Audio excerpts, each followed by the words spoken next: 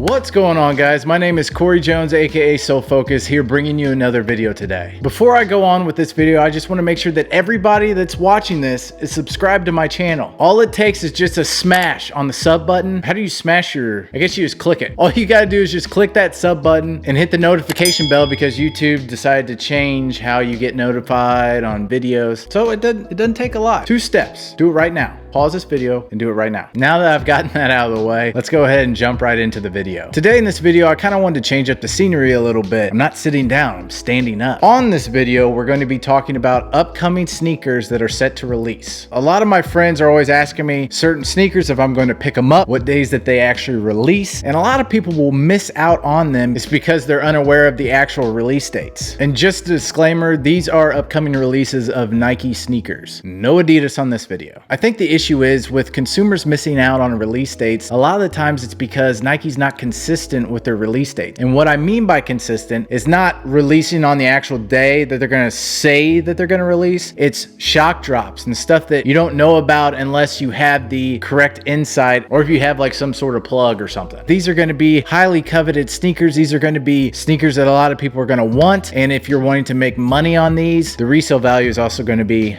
very nice. First release we're going to talk about is the Ben & Jerry's Nike SB Dunk Low Chunky Dunky. This sneaker is set to release on May 23rd, so just about a week away. And what's funny is Complex is calling this sort of a hype beast fantasy, or what it may appear to be. This is one of the first collaborations between the New England ice cream purveyors, Ben & Jerry's. Nobody thought that they would see a sneaker with Ben & Jerry's ice cream all over, let alone an SB Dunk, but I guess maybe that's the sneaker that's most fitted for this design. This mimics the look of Ben & Jerry's signature pint and includes cow hair, swoosh that literally is dripping in rainbow tie-dyed liner. They mix a little bit of green, yellow, some light blue. I don't know if you guys remembered a long time ago there was this ice cream, which they probably still make it, I always used to call it Superman ice cream, and it was like red, white, yellow, blue, and apparently it was just vanilla ice cream with food coloring. It was a tragic time for my childhood. So be on the lookout for that release. On to the next sneaker. Straight up! The Travis Scott Nike Air Max 270 React. The titles of these shoes are like getting ridiculously long. I don't know.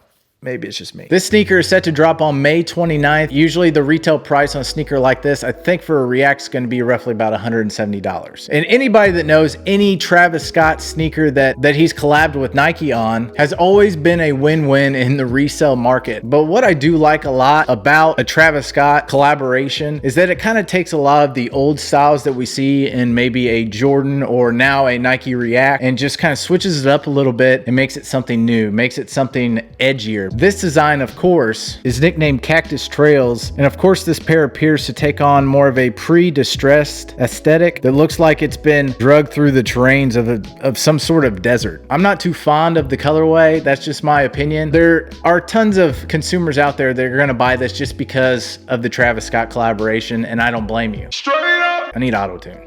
That's what I need. On to the next sneaker. Now this sneaker is set to release supposedly a summer of 2020. This is probably the one I'm most excited about. It's going to be an actual Jordan 4 Off-White collab. This was actually first seen as a sample form at Virgil Abloh's figure of speech exhibit. This was of course at MCA in Chicago back in 2019. It hit mainstream media pretty quickly, but it's honestly a pretty cool sneaker to see. It of course does look like a designer sneaker, a designer's take on a sneaker, distressed and tethered and just kind of worn out. But here lately, vintage look, vintage t-shirts and hoodies and sweatshirts are starting to become the more popular thing. I don't really know what to call it. But if anybody's got a better word for it, let me know down in the comments down below. The only sad thing I would say about this Jordan 4 is it is said to be a woman's exclusive. That's okay. Shouts out to you ladies. For anybody that wants a woman exclusive sneaker, as I've talked about in previous videos of mine, you can just go a size and a half larger than your normal wear. So I wear a 10 and a half in men's. I would then purchase a 12 in women's and it would fit the same. You might see these go up in the $500 to $600 range. And last but not least, a sneaker that nobody has any idea exactly when it's going to release. It might be one of the biggest reselling Jordan 1 sneakers we've ever seen. The Nike Air Jordan 1 Dior. Now, I think Nike had done a shock drop of this sneaker or some sort of family exclusive. As we said previously, this is arguably the most hype pair that is on this list. This was Nike's first collaboration with Dior's, with the designer of Dior, Kim Jones. Now, this was actually produced in Italy and features Dior's oblique pattern that you will see on the medial and lateral side of the sneaker. They have said that only about 1,000 pairs are actually going to drop, and they're going to be at select Dior retail stores. That's the only places that they're going to be sold. But the retail price on these are going to be crazy. They're going to be over $2,000. This was all the way back in March when Jordan Brand and Dior decided to do the collaboration together and announce it to the public. And this production is said to have been delayed due to the coronavirus and this pandemic that we're facing. So really, prayers out to everybody in Italy and everybody in the entire world. We're going to get through this together. But $2,000 retail price on a sneaker